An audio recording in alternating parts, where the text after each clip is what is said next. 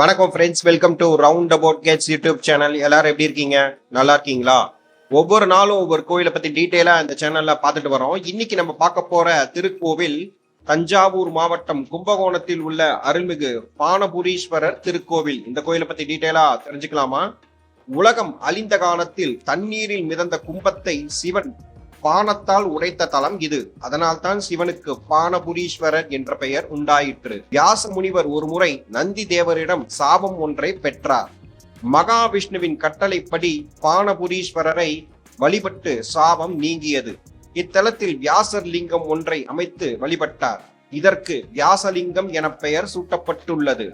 வங்கதேசத்து அரசனான சூரசேன மன்னன் தன் மனைவி காந்திமதியின் தீராத நோயை போக்குவதற்காக சூத மகாமுனிவரின் கட்டளைப்படி இத்தலத்திற்கு வந்து தங்கி திருப்பணி செய்து மகப்பேறும் பெற்றான். இங்கிருக்கும் சோமகலாம்பாளை வழிபட்டால் சோம்பல் நீங்கி சுறுசுறுப்பு உண்டாகும். மேலும் முகப்பொலிவையும் இந்த அம்பிகை தருவாள். இக்கோவிலின் தல வரலாறை பார்ப்போம். ஊழி காலத்தில் பிரளய வெள்ளம் ஏற்பட்ட போது பிரம்மனால் விடப்பட்ட அமுதக்குடம் மிதந்து வந்து கொண்டிருந்தது.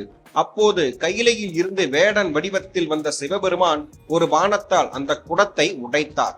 சிவன் பானம் தொடுத்த இடம் என்பதால் பானாத்துறை எனப்பட்டது. இறைவனுக்கு பானபுரீஸ்வரர் என்ற பெயர் உருவானது. இதன் பிறகே குடத்தில் இருந்த அமுதம் பெருகி மகாமக குளமாக உருவெடுத்தது. எனவே இத்தலத்து இறைவனை வணங்குபவர்களுக்கு ஆயுள் அபிவிருத்தியும் அழியாத புகழும் கிட்டும் என்பது நம்பிக்கை.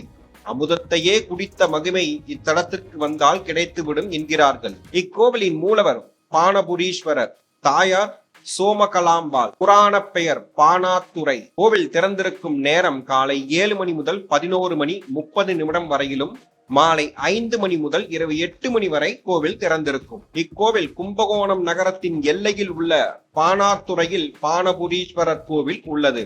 அருகில் உள்ள ரயில் நிலையம் கும்பகோணம், அருகில் உள்ள விமான நிலையம் திருச்சி. மீண்டும் ஒரு நல்ல பதிவில் உங்களை சந்திக்கிறேன். இந்த வீடியோ உங்களுக்கு பிடித்திருந்தால் லைக், ஷேர், சப்ஸ்கிரைப், கமெண்ட் செக்ஷனில் கமெண்ட் செய்யவும். நன்றி, வணக்கம்.